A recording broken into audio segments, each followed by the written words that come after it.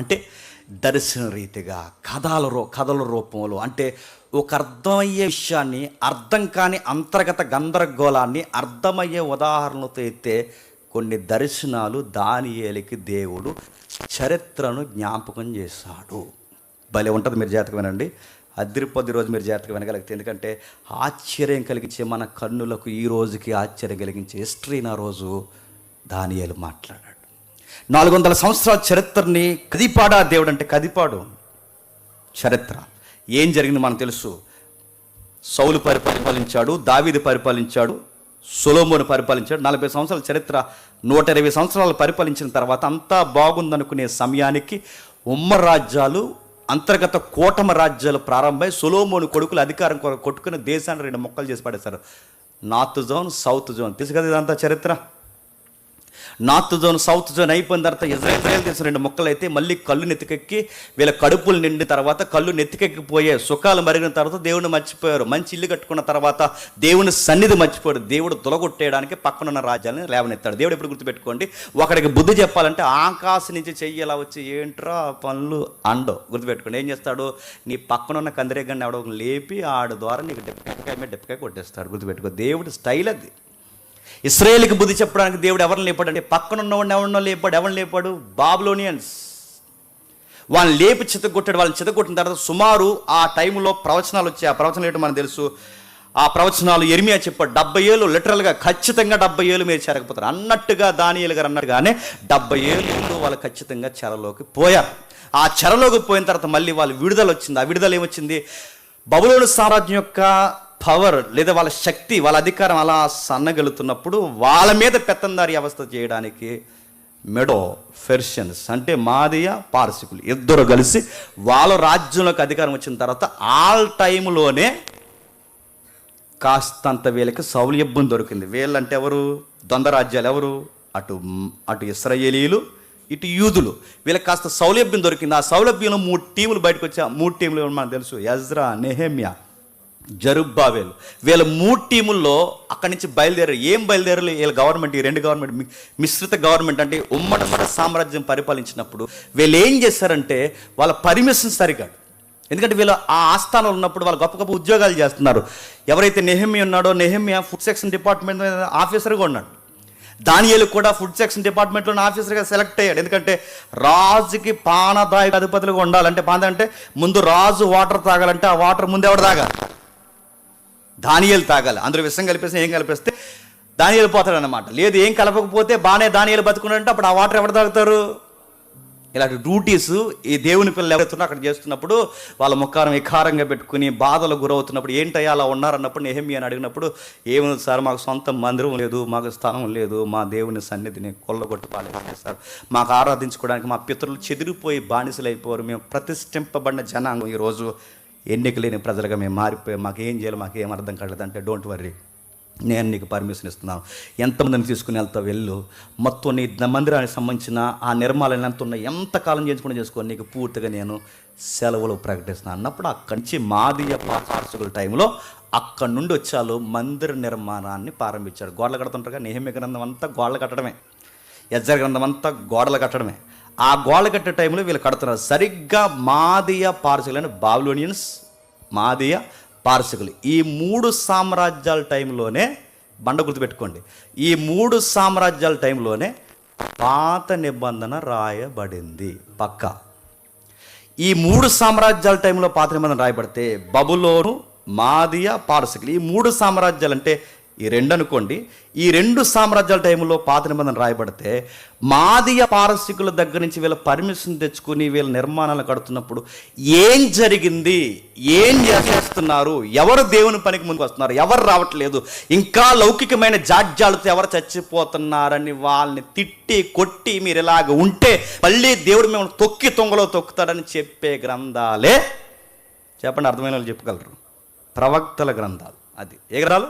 ప్రవక్తల గ్రంథాలు. ఆ ప్రవక్తల గ్రంథాల్లో చిట్ట చివరి గ్రంథమే చెప్పండి, మలాకి గ్రంథం. ఆ మలాకి గ్రంథం తర్వాత కొత్త రాజ్యాల తెర మీదకి వచ్చి అక్కడ తర్వాత ఏముంది, ఆ రాజ్యాల లిఖింపు లేదు రికార్డెడ్గా. ఏం జరిగిందంటే గ్రీకులు వచ్చారు, రోమన్స్ వచ్చారు. ఈ గ్రీకులు రోమా సామ్రాజ్యపు పరిపాలనలోనే క్రొత్త నిబంధన రాయబడడం జరిగింది. అంటే ఇటు గ్రీకులు నిశ్శబ్దంగా ఉన్నారు, రోమా ఎప్పుడు పుట్టిందో నిశ్శబ్దంగా బైబిల్లో ఉంది, కానీ నిశ్శబ్దంగా ఉన్నట్టు మనకు కనబడుతుంది. కానీ జాగ్రత్తగా మనం చూడగలిగితే ఆ మెల్లని స్వరాల చరిత్ర దానియేలు చెప్పాడు. ఎక్కడ చెప్పాడు? 2వ అధ్యాయంలో చెప్పాడు, 7వ అధ్యాయంలో చెప్పాడు, 8వ అధ్యాయంలో చెప్పాడు, మరియు 11వ అధ్యాయంలో చెప్పాడు. చూడండి, చాలా జాగ్రత్తగా చూడండి ఏం చెప్పాడు. ఒక్కసారి 2వ అధ్యాయం దగ్గరికి వెళ్దాం. ఒకసారి రండి. దానియేలు గ్రంథం 2వ అధ్యాయం. బాబులు నాది చూద్దాం ఒకసారి, జస్ట్ టచ్ చేసి. దానియేలు గ్రంథం 2వ అధ్యాయం. దానియేలు గ్రంథం 2వ అధ్యాయం ఒకసారి చూడండి. అక్కడ వచనాల కూర్పు ఉంటుంది. 31వ వచనం నుంచి అనుకుంటా. దానియేలు గ్రంథం 2వ అధ్యాయం 31వ వచనం. కొంచెం జాగ్రత్తగా వినండి. ఇది చాలా మంచి చరిత్ర. ఈ చరిత్ర మీరు గుర్తుపెడితే మన బైబిల్ ఎంత గొప్పదో మురిసిపోతాం ఈ రాత్రి. దానియేలు గ్రంథం 2వ అధ్యాయం 31వ వచనం. రాజా తాము చూచుచుండగా బ్రహ్మాండమండు ఒక ప్రతిమ కనబడిన కదా, మహాప్రకాశమును రూపమును తమరి ఎదుట జరుగుతున్న సందర్భం చెప్తాను. టెక్స్ట్ ఖచ్చితంగా ఒకసారి మనం జ్ఞాపకం చేసుకుందాం. సందర్భం మనకు తెలియాలి. ఏం జరుగుతుందో మనకు తెలుసు. నెబుకద్నెజరుకి కల వచ్చింది. అతనికి ఎందుకు ఆ కల వచ్చిందంటే, విస్తారమైన ఆలోచన కలిగిన వాడికి స్వప్నములు పుట్టును. బైబిల్ స్టేట్మెంట్, అవునా కదా? విస్తారమైన ఆలోచన కలిగినాడు. ఇప్పుడు విస్తారమైన ఆలోచన నెబుకద్నెజరు గుండెల్లో పెట్టేసుకున్నాడు. ఏం పెట్టుకున్నాడు అంటే, నెక్స్ట్ నా తర్వాత ఈ ప్రపంచాన్ని ఎవడు పరిపాలిస్తాడన్న టెన్షన్ ఎక్కువైపోయింది మనిషికి. ఉన్న పరిపాలన తినంగా చేసుకోక నెక్స్ట్ ఎవడు పరిపాలిస్తాడన్న టెన్షన్ ఎక్కువైపోయింది. ఎవరికి? నెబుకద్నెజరుకి. అంటే నా తర్వాత ప్రపంచాన్ని ఎవరు పరిపాలించబోతున్నారు, నా తర్వాత ఎవరు సింహాసనం ఎక్కబోతున్నారు, నా తర్వాత నా కొడుకులు నా వారసత్వం ఉంటుందా, లేదా కొత్త సామ్రాజ్యాలు వస్తాయి. ఇన్ని ఉక్కిరి బక్కిరి ఆలోచనల మధ్య, విస్తారమైన ఆలోచనల మధ్య నిద్రపోతే, ఆ నిద్రపోయిన ఆలోచనకు తగినట్టుగానే దేవుడు ఒక స్వప్నాన్ని వాడుకున్నాడు. మీకు అర్థమవుతలేదు? మన పరిస్థితుల్ని వాడుకోవడంలో దేవుడి కన్నా గొప్పగా ఇంకెవడో వాడుకోడు.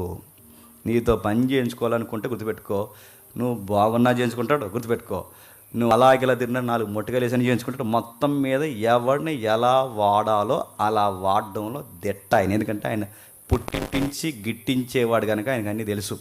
నెబుకద్నెజరు ఆ టైంలో ఈ టెన్షన్ అవుతున్నప్పుడు, ఆయనకి కల వచ్చినప్పుడు, కల వచ్చింది. విచిత్రం ఏంటంటే కల మర్చిపోయాడు. కల వచ్చిందన్నది మాత్రం జ్ఞాపకం ఉంది, కల గుర్తులేదు. ఇది విచిత్రంగా ఉంటుంది. మనకి ఎవరు కల వచ్చినా మనకు కల గుర్తుంటుంది, ఉండదా? రాత్రి హిమాలయాల్లోకి వెళ్ళినట్టు వచ్చిందని బాగా సలేసింది అన్నట్టు ఉంటుందా, ఉండదా?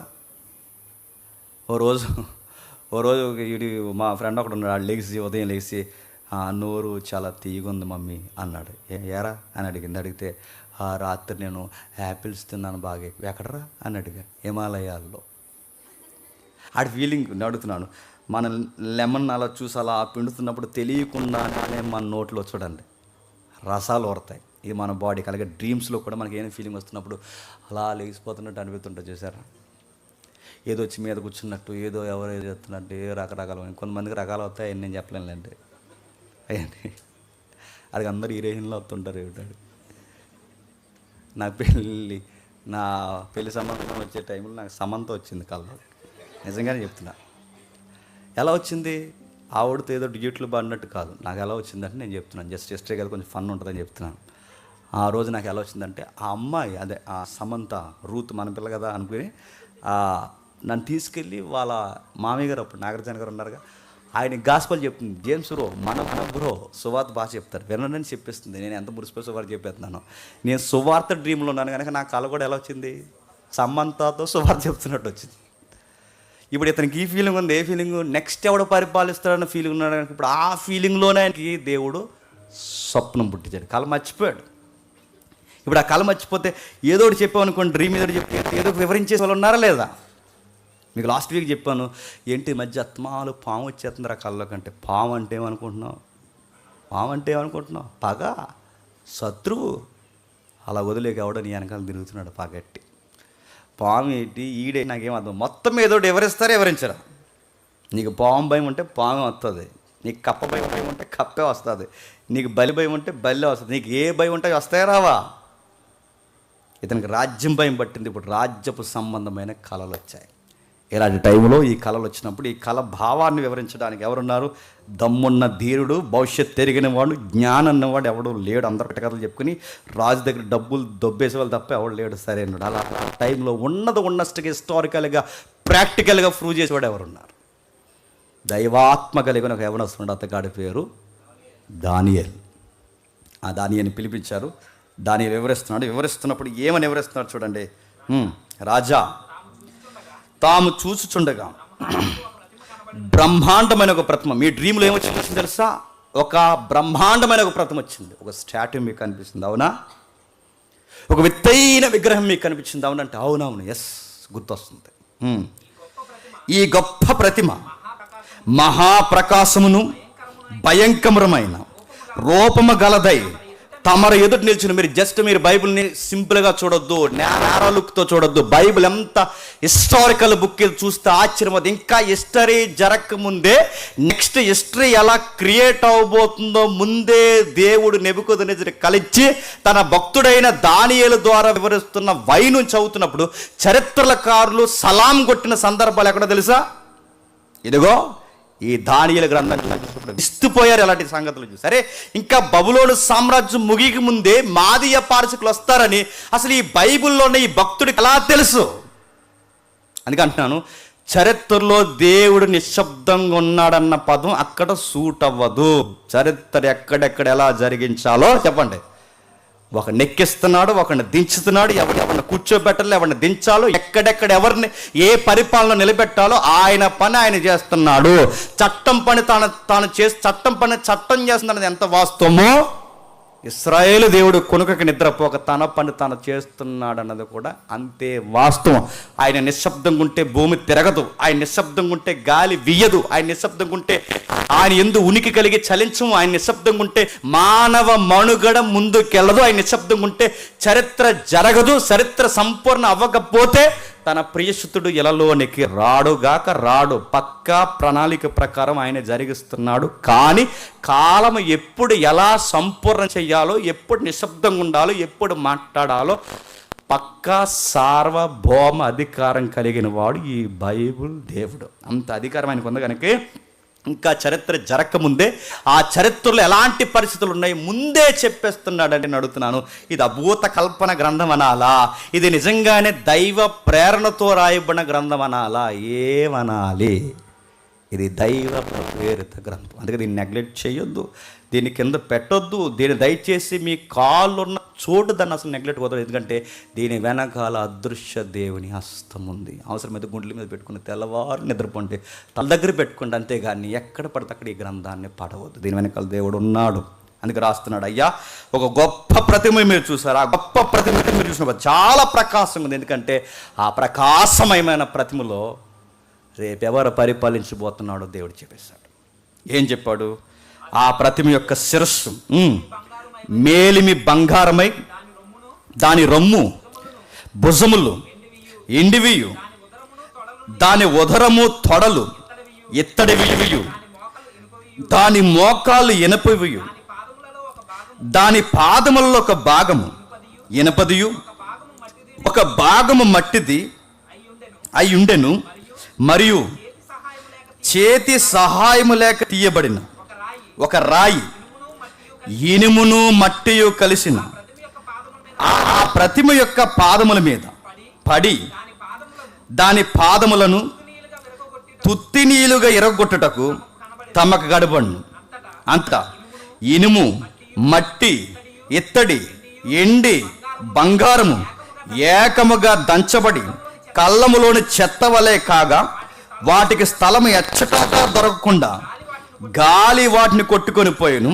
ప్రతిమని విరగొట్టిన ఆ రాయి సర్వభూతలమంత మహాపర్వతం ఆయన. విచిత్రమైన చెప్తున్నా, దానియేలు చెప్పిన రాజ్యాల పరిపాలన మీరు నమ్ముతారు లేదో, యూరోపియన్ పరిపాలన అంటే రేపు ఫామ్ కాబోయే యూరప్ రాజ్యాల సమ్మేళనం వరకు కూడా దర్శనంలో ఉందంటే మీరు నమ్మగలరా?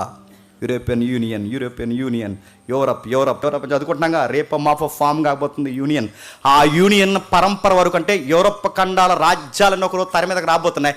ఆ అన్యుల పరిపాలన రాజ్యాల వరకు ఇప్పటి వరకు చరిత్ర దానియేలు ఆ రోజే చూశాడు. అది చరిత్ర. ఏం జరిగింది చరిత్ర అంటే రాస్తున్నాడు. ఇనిమి, మట్టి, ఇత్తడి, బంగారము, కాళ్ళు, చేతులు, ఉదరం, రకరకాల పదాల కురుపుతో ఎందుకు దీన్ని ఎలా రాశాడంటే ఆ కాలం అలాంటిది కనుక ఆ కాలాన్ని అలాగే పోల్చాలి కనుక ఆ కాలంలో ఉన్న మానవ మేధస్సుకు తగినట్టుగా దర్శనం ఇవ్వాలి కనుక ఆ రోజులో దర్శనం వాళ్ళకి అర్థమయ్యే రీతిలోనే దర్శనం ఇచ్చాడు. ఒకవేళ ఇదే దర్శనం ఈ రోజు మాకు ఇస్తే ఇప్పుడున్న టెక్నాలజీలో భాష వేరుగా ఉంటుంది. ఉంటుందా? ఆ రోజు వాళ్ళ పరిభాష అంతే కనుక వాళ్ళకి వచ్చిన డ్రీమ్ అలాగే అర్థమవుతుంది. వాళ్ళకి బొమ్మల రూపంలోనే చెప్పాలి. ఒకప్పుడు మనకి లెటర్స్ లేనప్పుడు మనిషి భాష ఎలా ఉండేది చెప్పండి? బొమ్మలే లిపి మీకు గుర్తుందో లేదో, బొమ్మలతోనే మాట్లాడుకో. ఇప్పుడంటే అక్షరాలు వచ్చే కనుక అక్షరాల ద్వారా మాట్లాడుకునే. ఒకప్పుడు అక్షరాలు లేవు, మరి ఎలా బొమ్మలేసి మాట్లాడుకునేవారు.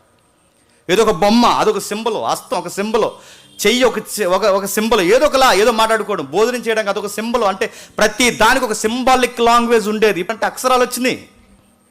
ఆ రోజుల్లో క్రీస్తుపురం ఉన్న చరిత్ర కనుక ఆ రోజుల్లో వాళ్ళకి ఇలాంటి అర్థం కాని పరిభాషలు హిస్టరీలో ఉందని చెప్పి వాళ్ళకి అర్థం కదా. అందుకే వాళ్ళకి బొమ్మల రూపంలో దేవుడు దర్శనమిచ్చి, అయ్యా మీకు విషయం చెప్పాలి, ఆ శిరస్సు ఎవరో కాదు, ఆ శిరస్సు మీరే. సామ్రాజ్యం ఎవరు పరిపాలిస్తున్నారు అడుగుతున్నారు కదా. ఆ మనుషుల చేత నిర్మింపబడుతున్నారు లేదా మనుషుల చేత తృణీకరింపబడుతున్నారు. రకరకాల మిళితమైపోయినట్టు కనబడుతున్నాయి చరిత్రలో.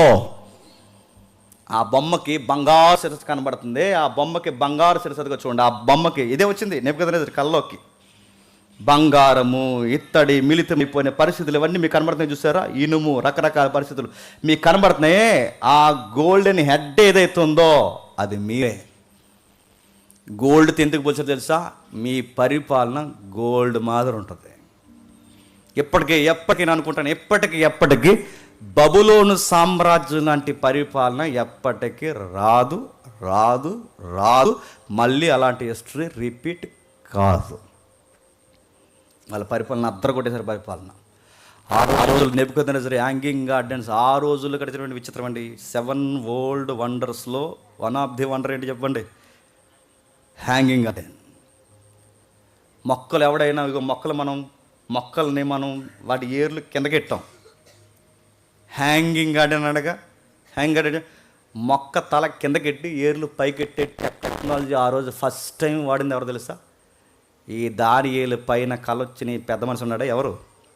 నెబుకద్నెజరు. అడుగుతున్నాను, సెక్యులర్ హిస్టరీలో ఉన్న రికార్డ్స్, బైబుల్ హిస్టరీలో ఉన్న రికార్డ్స్ సేమ్ కంపేర్ చేయండి. బైబుల్ చరిత్ర ఏదైతే చెప్పిందో బయట చరిత్ర ప్రకారం కూడా ప్రపంచాన్ని పరిపాలించిన అతిపెద్ద మొట్టమొదటి సామ్రాజ్యం చెప్పండి, బబులోను. అంత ఎవిడెన్స్ ఉన్న పుస్తకం ఇది, అంత ఆధారాలు ఉన్న పుస్తకం. అందుకే చూడండి, బయటున్న చరిత్ర కూడా ఇది తప్పని అనగలదా? బయట ఏం చెప్తారు చెప్పండి? కొన్ని మత గ్రంథాలు చదువుతున్నప్పుడు బయట మత గ్రంథాలు చదువుతున్నప్పుడు ఏం అర్థమవుతుంది? ఆ మత గ్రంథాలు చదువుతుంటే, ఆ మత గ్రంథాలు చూస్తున్నప్పుడు వాళ్ళు మాట్లాడుతున్న మాటకు ఆధారాలు ఉన్నాయా? వాళ్ళు మాట్లాడుతున్న మాటకు ఒక్క మాటకు కూడా ఆధారం ఉండదు. మేఘాలు అంటారు, గుర్రాలు అంటారు, పాల సముద్రాలు అంటారు. నన్ను బొన సముద్రాలు ఏమన్నాయా? పాల సముద్రం ఉంటాయా? రెక్కల గురం వచ్చిందంటారు, ఉంటాయా? ఆకాశంలో తీసుకెళ్ళింది రాని అంటారు, ఉంటాయా?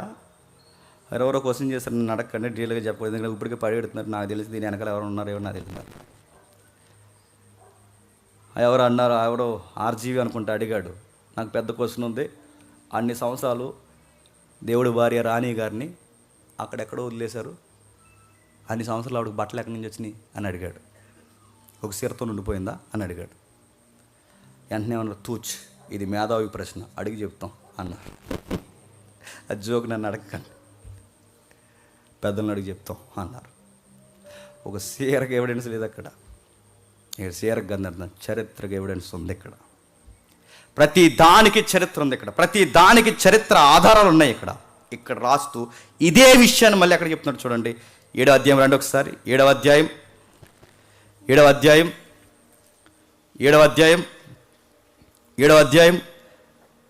3వ వచనం చూడండి ఒకసారి. 7వ అధ్యాయం 3వ వచనం నుండి.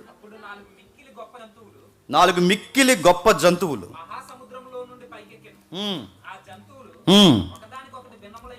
ఒకదానికొకటి బాగా వినాలి.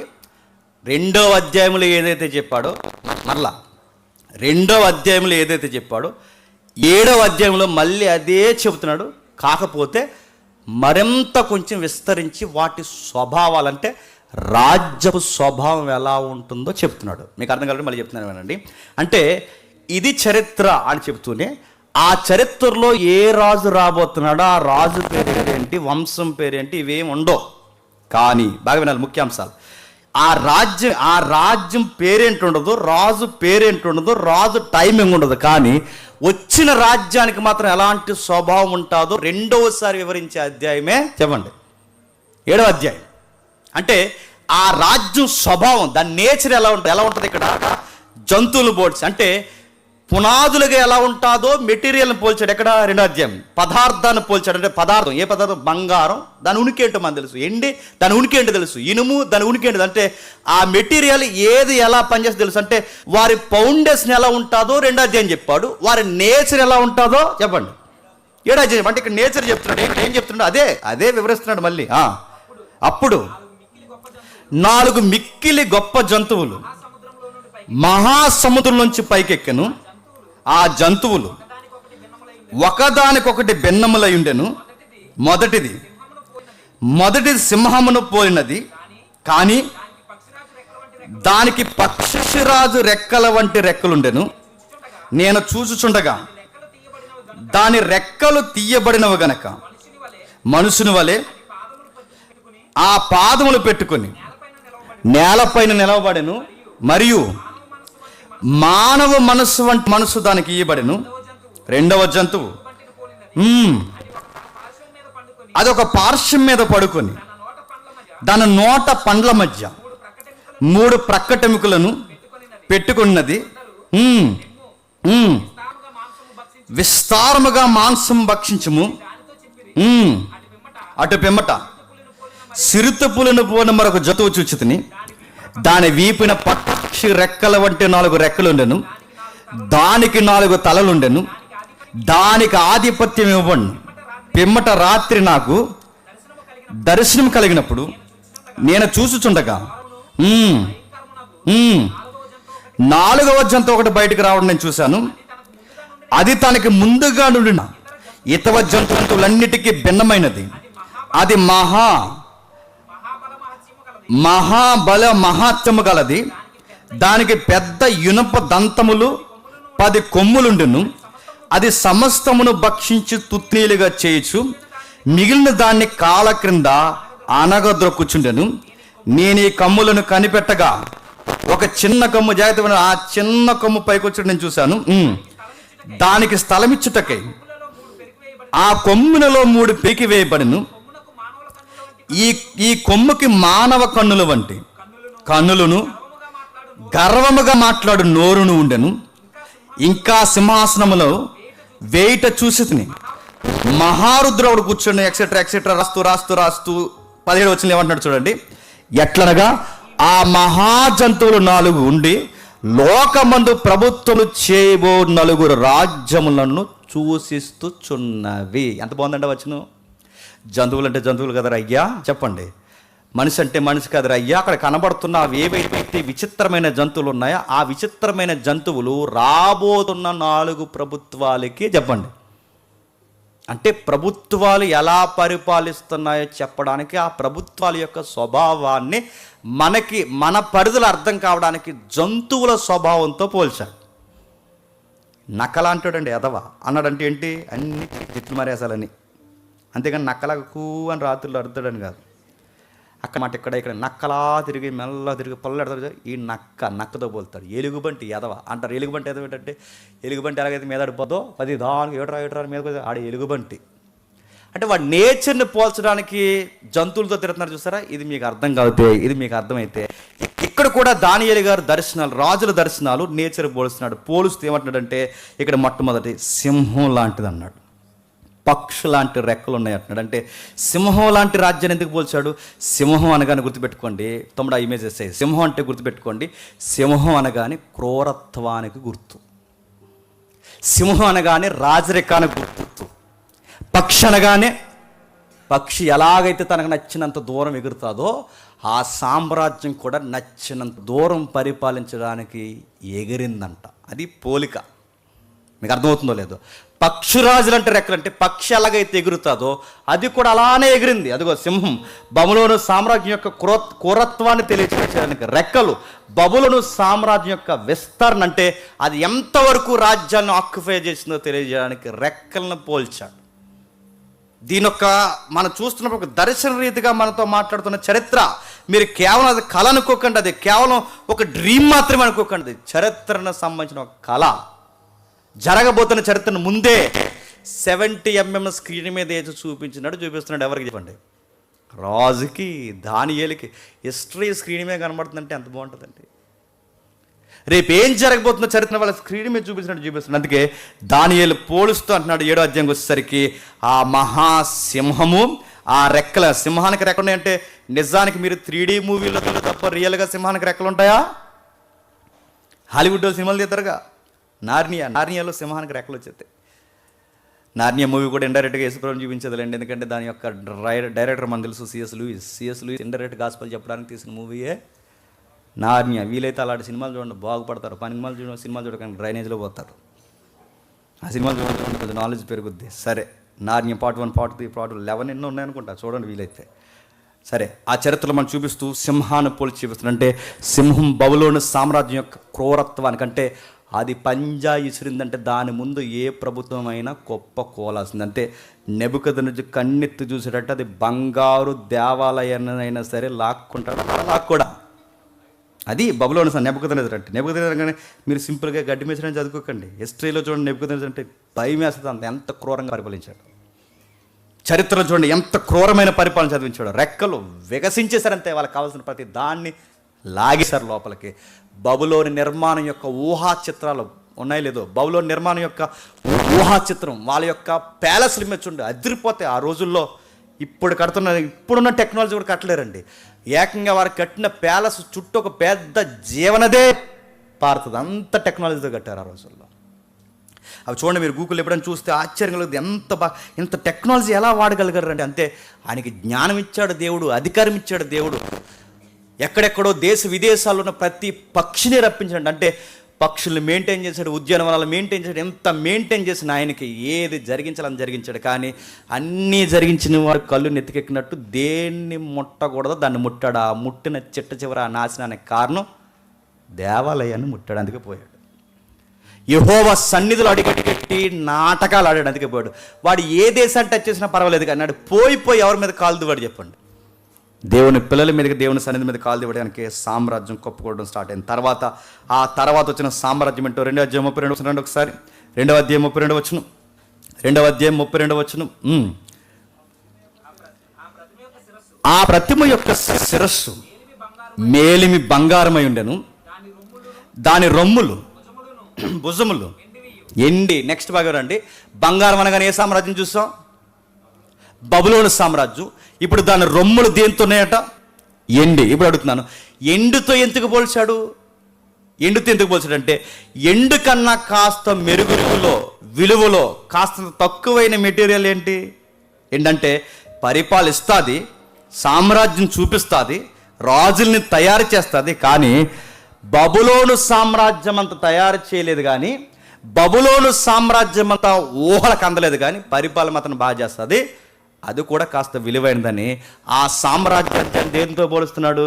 ఏంటంటే వాళ్ళది కూడా పునాదులు గట్టిగానే ఉంటాయి, దాన్ని ఎండుతో పోల్చాడు.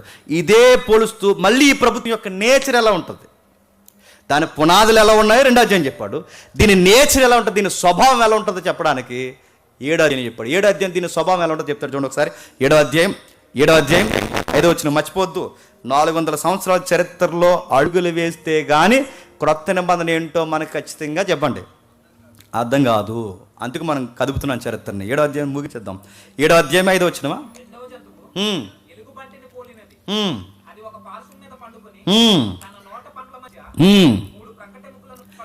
3 ప్రక్కటెముకలను పట్టుకున్నది. జాతి ఇవ్వండి, ఆ ఇమేజ్ అవుతాం. అదిగో చూడండి ఒకసారి.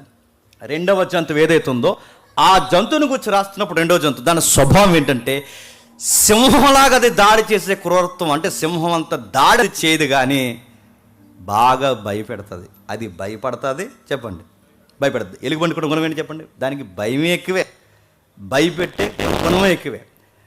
అది మనల్ని చూసి భయపడిపోద్ది, మనం దాన్ని చూసి భయపడిపోతాం. అది నేచర్ ఎవరికి ఉందా? ఇప్పుడు ఎలుగుబంటి అలా వెళ్ళిపోయింది అనుకోండి, ముందు అది పారిపోద్ది. ఎప్పుడన్నా మీరు చూసారా? తర్వాత దాన్ని ఎంకరేజ్ మళ్ళీ అది మీద వచ్చాయి. అది ఎందుకు పారిపోయింది, ఎందుకు మీద తెలియదు. అదే తుకలకే అసలు దేని చెప్పండి, ఈ సామ్రాజ్యానికి అయ్యే పనులు. అందుకే అది ఎలుగుబంటి స్వభావం. ఎలుగుబంటి స్వభావం అంటే సింహం అంత క్రూరత్వం కాకపోయినా అది ఖచ్చితంగా భయపడుతుంది. దాని స్వభావం అలాంటిది. 3 ప్రక్కటెముకలు ఉన్నాయట. ఎంత క్లియరెస్ట్ చూడండి, మీరు స్త్రీలో తిరగేసుకుని కావాలంటే ఎంత క్లియరెస్ట్ చూడండి. 3 ప్రక్కటెముకలు ఉన్నాయంటే 3 ప్రక్కటెముకలు దాన్ని నోటితో పట్టుకుందంట. 3 ప్రక్కటెముకలు నోటితో పట్టుకోవడం అంటే ఈ సామ్రాజ్యం దేన్నో మింగింది. ఈ సామ్రాజ్యం పక్కన 3 ఎముకలు, అటు ఇటు 3 ఎముకలు. ఈ సామ్రాజ్యం ఏదో దేన్నో ఆక్యుపై చేసింది.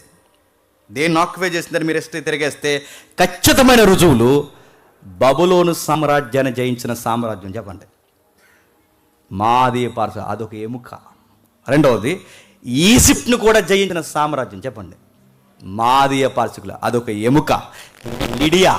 లిడియా సామ్రాజ్యాన్ని కూడా జయించిన సామ్రాజ్యం మాదీయ పార్శ్వికులు, ఇది ఎముక. అంటే ఈ 3 మహా సామ్రాజ్యాన్ని జయించిన మేధాశక్తి కలిగిన సామ్రాజ్యం మాదీయ పార్శ్వికులు. పక్కటెముకలను అలా నోటుతో పట్టుకుందంటే దాని అర్థం ఏంటో తెలుసా?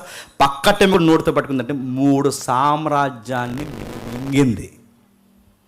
ఇది కాదని చెప్పండి స్త్రీలో, చరిత్రలో బైబిల్లో రాసినట్టు లేదని చెప్పండి స్త్రీలో.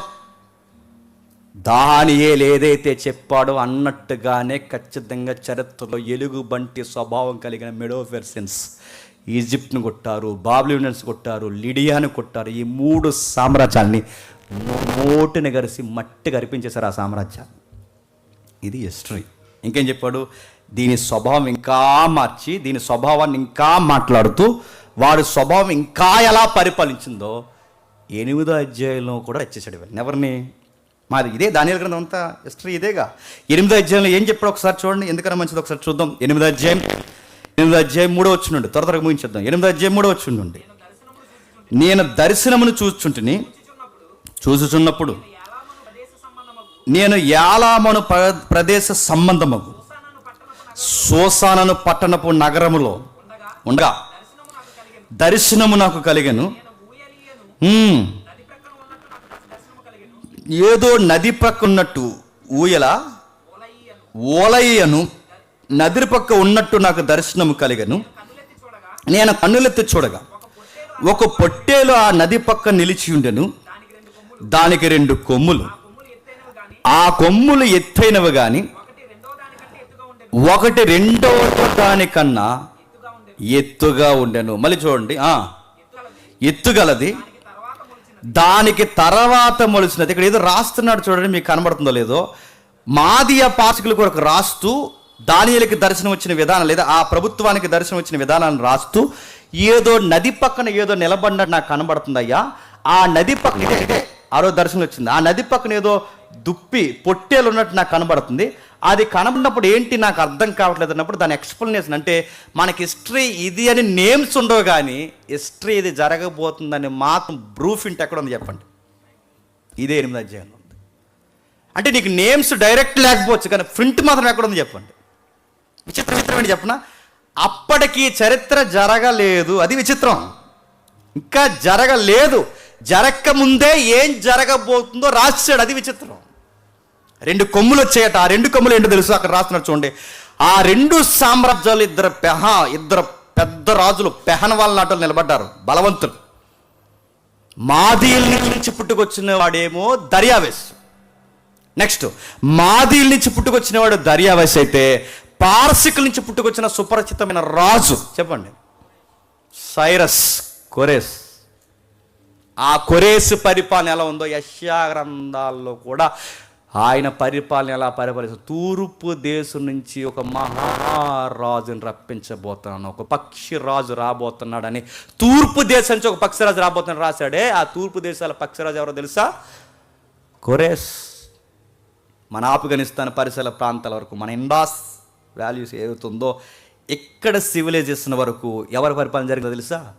కోరేజ్. ఆయన శాసనాలు ఇక్కడ దొరికినాయి మొన్న, ఆయన చరిత్ర మొన్న ఇక్కడ దొరికింది. ఇక్కడ అంటే ఇక్కడ వరకు అంటే ఆ మాదీయ పారసీకుల తర్వాత ఎలా పరిపాలించబోతున్నారు. 2 కొమ్ములు అంటే బాగానే పరిపాలిస్తారు, తర్వాత కొమ్ములు వస్తాయి వీళ్ళకి. ఆ కొమ్ములు అంటే అధికారానికి గుర్తు. కొమ్ము అంటే అధికారం కదా, ఆ కొమ్ముల అధికారం. ఆ 2 కొమ్ములు వస్తాయి. ఆ 2 కొమ్ములు 2 కొమ్ములకు విడిపోతాయి. ఒకటి దర్యావేసు, 2 కోరేస్.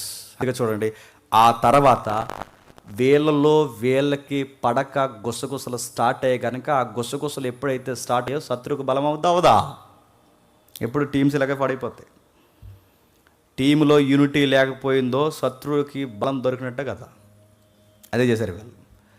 టీమ్గా ఫామ్ అయ్యి జంట ఉమ్మడి ప్రభుత్వాలుగా పరిపాలిస్తున్న వీళ్ళకి తర్వాత ఉమ్మడి ప్రభుత్వంలో గుసగుసలు స్టార్ట్ అయ్యాయి కనుక ఆ తర్వాత బలం వచ్చింది. ఆ బలం పొందుకున్న తర్వాత సామ్రాజ్యమే, చెప్పండి అర్థమైన వాళ్ళు చెప్తారు, గ్రీకు సామ్రాజ్యం. The great Alexander. The great అన్నాం కదా, ద గ్రేట్ని ఇక్కడ రాశాడు.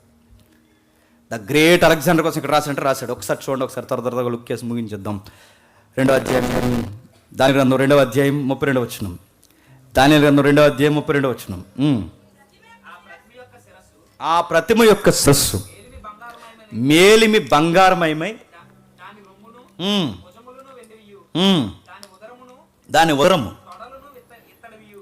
ఉదరము తొడలు ఇత్తడివియు, దాని మోకాళ్ళు ఇనపవియు, దాని పాదములో ఒక భాగం ఇనుపు అని చెబుతూ ఆ 32లో వివరణిస్తూ 39లో ఏం చెప్తున్నట్టు చూడండి. అదే 2వ అధ్యాయం 39 వచనం. తాము చనిపోయిన తర్వాత తమ రాజ్యము కంటే తక్కువైన రాజ్యం ఒకటి లేచును. అటు తర్వాత లోకమంతా ఏలినట్టి 3వ రాజ్యం ఒకటే లేచును. నిజంగానే మీకు ఎంత విచిత్రంగా ఉందో ఆ పదం నాకు తెలియదు, కానీ ఎంత విచిత్రంగా మీకు ఏ పెన్ ఉంటే ఆ పెన్ అండర్లైన్ చేయండి. ఎలా జ్ఞాపకం అలా జ్ఞాపకం పెట్టుకోండి. దానికి ఐఎంపీ పెడతారో ఇంకే ఎంపీ పెడతారో ఎమ్మెల్యేని రాసుకోండి, ఏది రాసుకోండి. మొత్తం మీద 3వ సామ్రాజ్యం విస్తరిస్తుందని రాశాడు. ఎంత బాగా రాశాడు చూడండి. అది లోకమందంతటా మీరు చనిపోయిన తర్వాత అది తక్కువైనను అది చాలా లోకమందంతటా విస్తరిస్తుంది. 7 ఇయర్స్లో బాగా వినాలి, 7 సంవత్సరాల్లో ప్రపంచాన్ని చుట్టేసిన సామ్రాజ్యం చెప్పండి గ్రీకు సామ్రాజ్యం. ద గ్రేట్ అలెగ్జాండర్ 7 ఇయర్స్లో కొట్టాడు ప్రపంచాన్ని.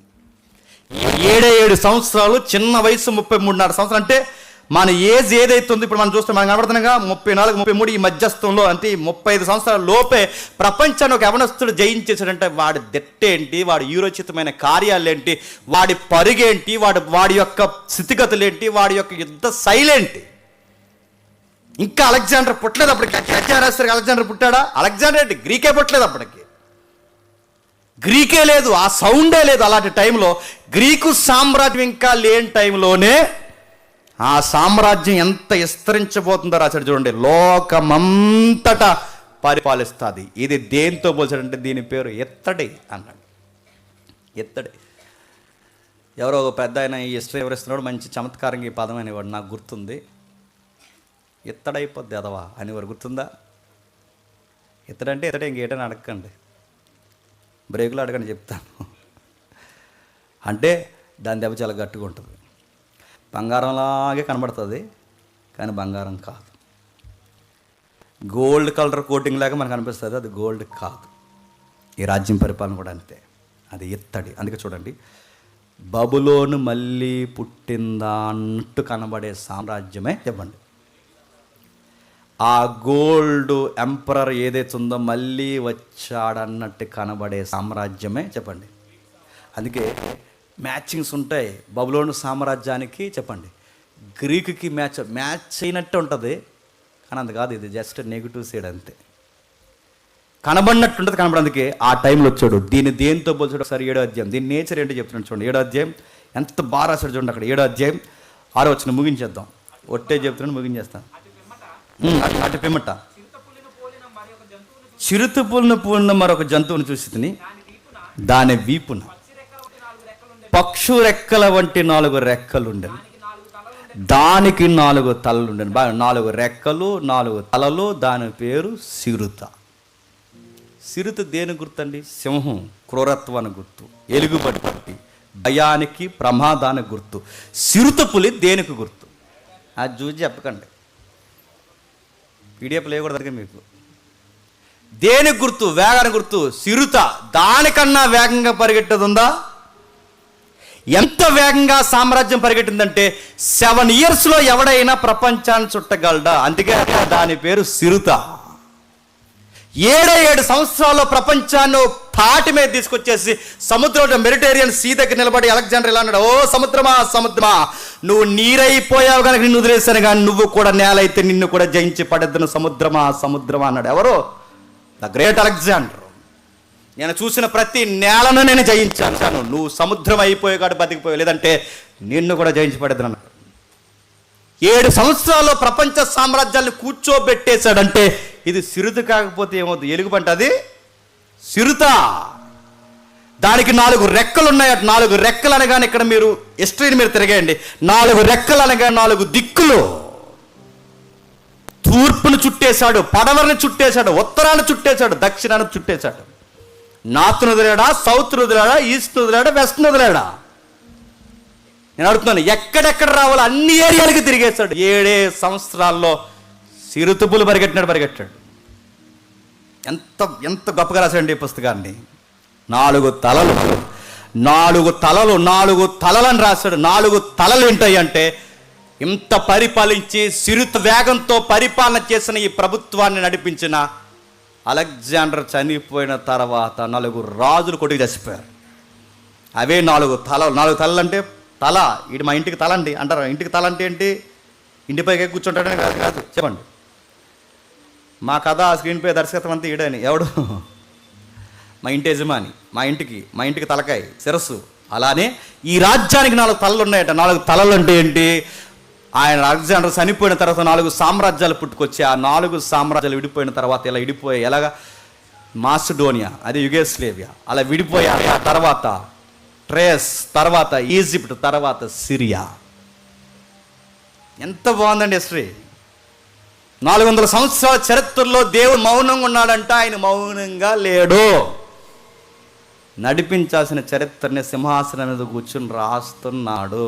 గడ్డం కింద చెయ్యెట్టుకుని ఎవడెవడ దిగాలో, ఎవడెవడ ఎక్కాలో కౌన్సిల్లో కూర్చొని డిసైడ్ చేస్తున్నాడు. డివైన్ కౌన్సిల్ ఒకటి అక్కడ రన్ అవుతుంది. ఆ కౌన్సిల్లో రన్ అయింది, అక్కడ శాసనం స్థిరపడింది. ఎక్కడ ఏ సింహాసనం మీద ఎవడ కూర్చోవాలో ఎక్కడ డిసైడ్ అవుద్ది. ఎలక్షన్ ఇంకా జరగకముందే సీఎం ఎవడవ్వాలో ముందు ఎక్కడ జరుగుతుంది చెప్పండి. ఆ చరిత్ర చెప్పిన క్లాసులు వినండి వీలైతే మీకు. అంటే అదృశ్యలోకంలో డిసైడ్ అయిన జడ్జిమెంటే దృశ్యలోకంలో ప్రాక్టికల్గా జరుగుద్ది. ఇది మీరు నమ్మినా నమ్మకపోయినా మీరు బైబిల్ని చూస్తే విస్తుపోయే విషయాలు ఉన్నాయి. ఈడేందుకు వచ్చాడండి పరిపాలనలోకి? ఈడెందుకు వచ్చాడు? నువ్వు అనుకుంటే రాలేదురా అయ్యా, కౌన్సిల్ అందుకున్న కనుక వచ్చారు. అప్పుడు చూడండి, ఈడే గెలుస్తాడు కూడా, కానీ ఆడికి వెళ్ళవు. ఈడు గెలుస్తాడు. ఎందుకు చెప్పినా, ఒక గాలి మాదిరి ఫ్లో అలా వెళ్ళిపోద్ది. ఓటింగ్ అంతా వెళ్ళిపోయింది కాదు, చెప్పండి, గాలి వదిలాడు. మీకు అర్థమవుతుంది, అర్థమవుతుందండి. కొన్ని ఆయన కలగ చేసుకుంటాడు, ఖచ్చితంగా కలగ చేసుకుంటాడు. ముగించేస్తాను నిజంగానే. 8వ అధ్యాయం ఒకసారి చూడండి. 8వ అధ్యాయం, దీన్ని 8వ అధ్యాయం 5వ వచనం నుండి. నేను మళ్ళీ సంగతి ఆలోచించుచుండగా ఒక మేకపోతు పరమటి నుండి వచ్చి కాళ్ళు నేల మోపకుండా భూమి అందంతటా పరుగులెత్తను. దాని 2 కన్నుల మధ్య ఒక ప్రసిద్ధమైన కొమ్ము ఉండెను.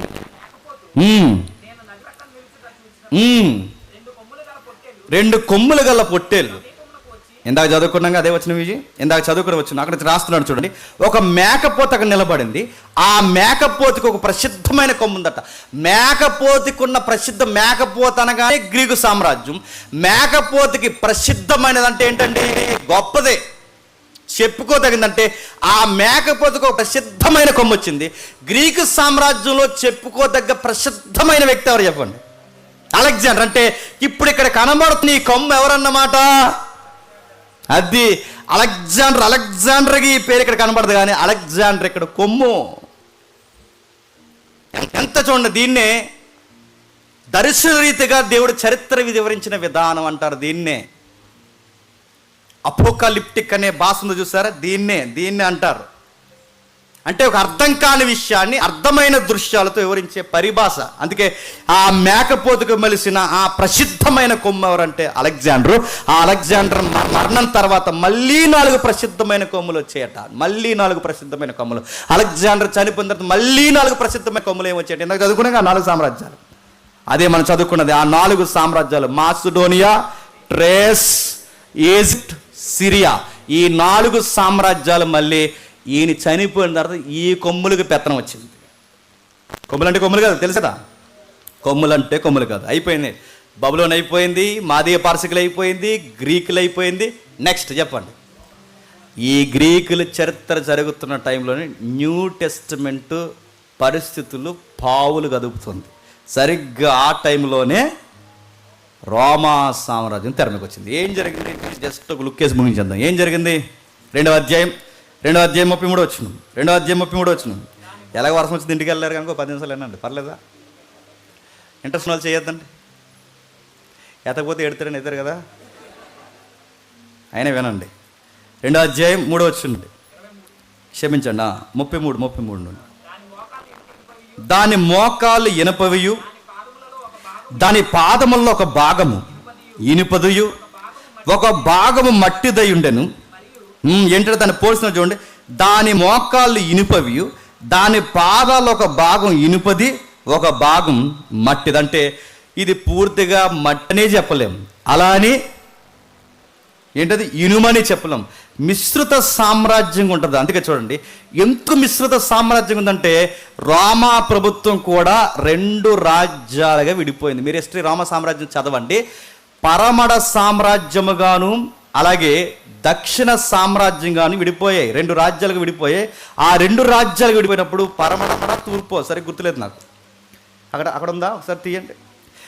తర్వాత రోమా సామ్రాజ్యం ఇనుముతో కట్టుడు, సగమేమో బలంగా కనబడుతుంది, సగమేమో బలహీనంగా కనబడుతుంది, సగము బలమా. తూర్పు పడమర రాజ్యాలుగా 2 రాజ్యాలుగా. ఎందుకు చూడండి, ఒకటి ఇనుముగా కనబడుతుంది, ఒకటి మట్టిగా కనబడుతుంది. ఇనుము మట్టిగా ఎందుకు కనబడుతుంది? ఒక రాజ్యమేమో బలంగా ఉంది, ఒక రాజ్యమేమో బలహీనంగా ఉంది.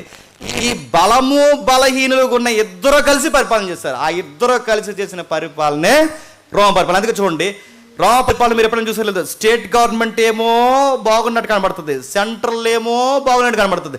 సెంట్రల్లో బాగుంది అనుకుంటే స్టేట్లో బలహీనమైన నాయకులు ఉంటారు. మీరు చూసారు లేదో, రోమ ప్రభుత్వం పరిపాలిస్తున్నప్పుడు వాళ్ళ స్టేట్లో బలహీనమైన నాయకులు ఎవరెవరు? ఏ రోజు ఇంకా చెప్పండి. ఆ గలలియా నాయకులు వీళ్ళందరూ వీళ్ళ స్టేట్లో పనిచేస్తున్నారు. సెంట్రల్ గవర్నమెంట్ స్ట్రాంగ్గా ఉంది. సెంట్రల్ చక్రవర్తి ఉన్నారుగా రోమ సామ్రాజ్యంలో, ఆ చక్రవర్తి. అందుకే చూడండి, కొన్ని తెగన్న కేసులు సెంట్రల్కి తీసుకెళ్లేవారు. కొన్ని తెగన కేసులు, ఆ తెగన్న కేసులో కేసే చెప్పండి, ఇందాక అన్న వివరించాడుగా పౌలు గారిది. ఆ కేసు కింద తేలలేదు, గవర్నర్ చక్కబెట్టలేకపోయారు. ఆ ఫిలిప్స్గా ఎవరైతే ఉన్నాడుగా, ఈ అగ్రిప్ప ముందు ఈ పేస్తు కానీ అగ్రిప్ప కానీ ఈ గవర్నర్స్ ఈ కేసులు చక్కబెట్టలేకపోయారు. ఈ తెగంటే సెంట్రల్లో తేలిన కేసుల్ని, క్షమించండి, స్టేట్లో తేలిన కేసుల్ని సెంట్రల్ తీసుకెళ్ళి. అందుకే సెంట్రల్ స్ట్రాంగ్ ఉంటేనేమో స్టేట్ వీక్గా ఉండేది. అందుకే ఈ రాజ్యాన్ని ఎలా పరిపాలించాడు, ఎలా పోల్చాడు?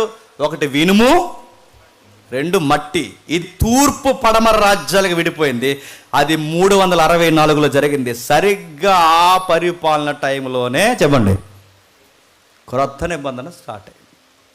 అర్థమవుతుందో లేదో, ఇంత హిస్టరీ జరిగింది. ఈ హిస్టరీ మీద ఎంతో అంత అవగాహన ఉంటేనే చెప్పండి క్రొత్త నిబంధన అర్థమవుద్ది. జస్ట్ హిస్టరీ టచ్ చేసాం, ఇంకా చాలా ఉంది మనకి. ఇంకా ఏముంది బాగా వినండి. బబులోన్ అయిపోయింది, మాదీయ పార్సికులు అయిపోయింది, గ్రీకులు అయిపోయింది, రోమన్స్ ఏంటో చూసాం, వాళ్ళ మిశ్రిత సామ్రాజ్యం ఏంటో చూసాం, వాళ్ళ పరిపాలన కూడా ఎంత క్రూరంగా ఉందో చూసాం. వాళ్ళను కూడా పోల్చాడు. అది అర్థం కాని విచిత్రమైన, క్షమించండి, వాళ్ళని పోల్చాడు ఇత్తడితో ఇనుముతో, క్షమించండి, ఇనుముతో మట్టితో పోల్చాడు. వాళ్ళకి జంతువు పోలిక ఇవ్వలేదు, కానీ వాళ్ళ నేచర్ మాత్రం విచిత్రంగా ఉంటుంది. కానీ ఒక విచిత్రమైన జంతువుని మాత్రం పోల్చాడు. ఎక్కడ పోల్చాడు? 7వ అధ్యాయం చూడండి ఒకసారి. 7వ అధ్యాయం ఇప్పుడు జరిగేది బాగానండి. ఈ అయిపోయాయి, 4 అయిపోయాయి. బబులోను, మాదియా, గ్రీకు, రోమన్స్ అయిపోయారు. ఇప్పుడు మన టైం లైన్ వచ్చింది. మన టైం లైన్ అంటే ఇప్పుడు నెక్స్ట్ ఏం జరగబోతుంది అంటే, నెక్స్ట్ ఎలాంటి ప్రభుత్వాలు రాబోతున్నాయి, భవిష్యత్ ఏం జరగబోతుంది రాశాడు. మీకు స్ట్రైక్ అయితే ఒక రెఫరెన్స్ గుర్తు రావాలి. ఆ రెఫరెన్స్ చెప్పిన యెరూషలేము అన్యుల పరిపాలన జరిగంటే యెరూషలేము అన్యుల చేత తొక్కుబడిన కాలము సంపూర్ణమయ్యేంత వరకు యెరూషలేముకి విడుదల లేదన్న ఒక రెఫరెన్స్ లూకా రాశాడు. మీకు గుర్తుందా? అసలు చదవలేదా? అది గుర్తుందా లేదా? ఆ రెఫరెన్స్కి ఈ కాలాలకి సంబంధం ఉంటుంది. ఆ రెఫరెన్స్కి వెళ్ళే ముందు ఒక్కసారి దానియేలు 7వ గ్రంథం 7వ అధ్యాయం తీయండి ఒకసారి. 7వ వచనం, దానియేలు గ్రంథం 7వ అధ్యాయం 7వ వచనం. పిమ్మట రాత్రి యందు నాకు దర్శనము కలిగినప్పుడు నేను చూస్తుండగా 4వ జంతువు భయంకరంగా ఒకటి నాకు కనబడింది. దానికి ముందుగా ఉండిన జంతువులు ఎన్ని జంతువులు ఉన్నాయి? దానికి ముందు ఎన్ని జంతువులు ఉన్నాయి చెప్పండి? 4. దాని ముందున్న 4 జంతువులు ఏంటో మనకు తెలుసు. సింహము, ఎలుగుబంటి, చిరుత, ఇంకోటి ఏదో చూసాం, పొట్టేలు, కొమ్ముగలము. ఈ 4 జంతువులకి విచిత్రమైన జంతువు. ఇది చిరుత అని చెప్పలేం, సింహం అని చెప్పలేం, ఇది అదని చెప్పలేం, ఇదని చెప్పలేం, ఏది చెప్పలేం. అడిగాను కదా, నాకు ఏదో జంతువు చెప్పారు, ఏదో చెప్పలేం. నడుగుతాను, విచిత్రంగా ఉంది. 3వ వచనమా? 3 జంతువులు, దాని ముందున్న 3 జంతువులు పోలి ఇప్పుడు విచిత్రమైన జంతువు వస్తుంది. ఈ జంతువులు 3 సామ్రాజ్యాలది పరిపాలన తర్వాత ఎలాంటి జంతువు వస్తుందంటే దాని నేచర్ చెప్పలేమంట. అది ఎలా ఉందో చెప్తున్నాడు చూడండి. నేను చూస్తుండగా ఘోరము, భయంకరము 4వ జంతువు ఒకటి బయటకు వచ్చింది. అది తనకి ముందుగా నుండి ఇతర జంతువులకు భిన్నమైనది. అది మహాబల మహత్యము గలది.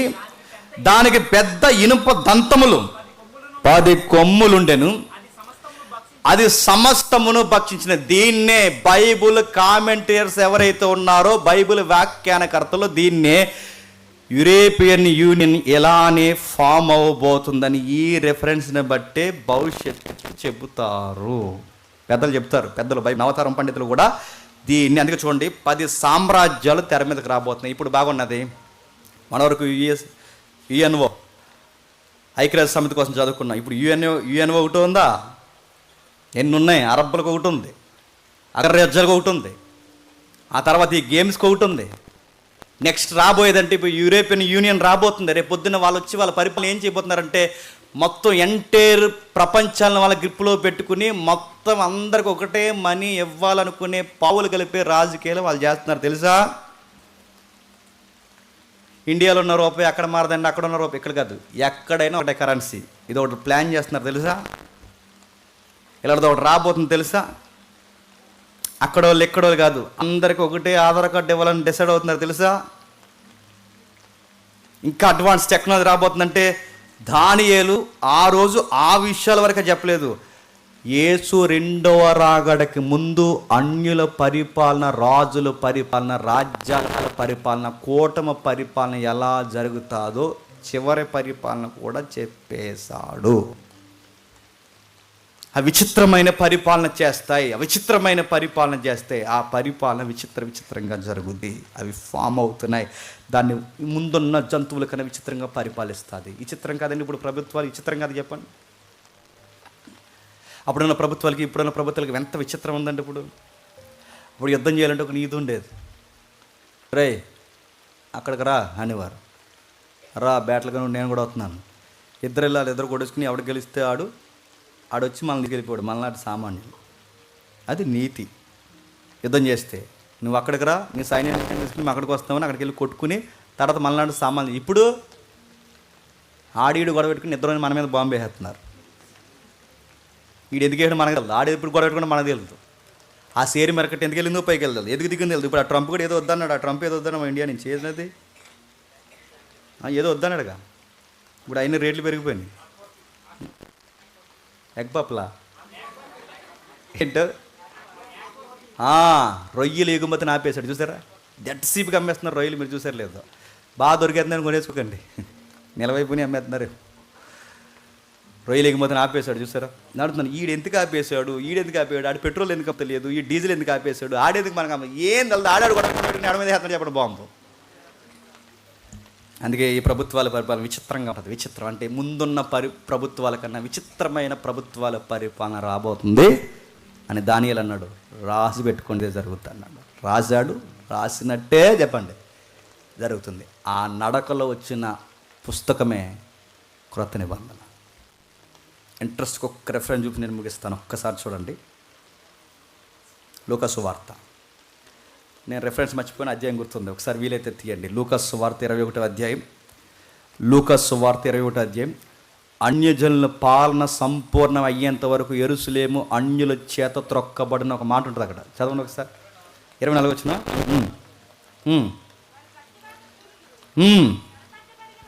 చెరపెట్టుకొనిన వారే సమస్తమైన అన్యజనుల మధ్యకు పోదురు. అన్యజనుల కాలములు సంపూర్ణమగ వరకు యెరూషలేము అన్యజనుల చేత తొక్కబడబడును. నెక్స్ట్ వీక్ మనం అదే చూడబోతున్నాం. అంటే యెరూషలేముకి ప్రపంచంలో జరుగుతున్న పొలిటికల్ సైన్స్కి సంబంధం ఉంది. మరలా ప్రపంచ భవిష్యత్తుకి, ఇజ్రాయెల్ హిస్టరీకి సంబంధం ఉంది. మరలా ప్రపంచ చరిత్రకి, ప్రపంచ రాజకీయానికి, బైబిల్కి సంబంధం ఉంది. ఇంకా ప్రపంచ చరిత్రకి, ప్రపంచ రాజకీయానికి, సండే మనం మాట్లాడుకుంటున్న దానికి చెప్పండి సంబంధం ఉంది అధ్యక్ష. సంబంధం ఉంది. ఇవన్నీ మనం మాట్లాడుకుంటున్నాం. ఇదంతా అర్థమైతే కానీ చెప్పండి క్రొత్త నిబంధన అర్థం కాదు. నీకు సమరయ స్త్రీ కోసం అర్థమవుద్ది, నీకు పొట్టి జాకీ కోసం అర్థమవుద్ది, మార్తా మర్రి కోసం అర్థమవుద్ది. కొన్ని రెఫరెన్స్ ఉన్నాయి, ఇప్పుడు చదివని చూసావా? అవి అర్థం కావాలంటే ఖచ్చితంగా హిస్టరీ బ్యాక్గ్రౌండ్ తెలియాలి. అవన్నీ అర్థం కాకపోతే మనం పరలోకం వెళ్ళమేంటండి అని అడగండి. వెళ్తాం, కానీ దేవుడు సర్వము సమస్త మనుషులు తన జ్ఞానమందు అందరూ సంపూర్ణులగుట ఆయన చిత్తమై ఉంది గనక అందుకు మనం నేర్చుకున్నాం. ఆయనకి ఇష్టం ఆయన మాట్లాడుతూ మనం మాట్లాడుకోవడం, ఆయన వాక్కులు మనం నేర్చుకోవడం. దేవుడు ఎందుకు ఇది రాయించాడని అర్థమయ్యేంత వరకు మంకు పట్టుతో కూర్చోవడం, ఈ స్టైల్ ఉంటుంది చూసారా, ఆయనకి ఇష్టం.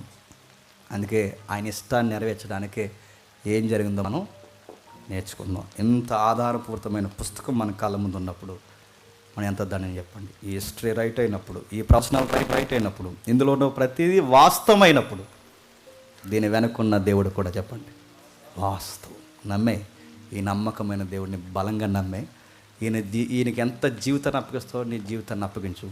రాజ్యాన్ని, రాజుల హృదయాల్ని మార్చేసిన దేవుడు చెప్పండి నీ జీవితాన్ని కూడా ఈ రాత్రే మార్చుతాడు. మార్చునుగాక.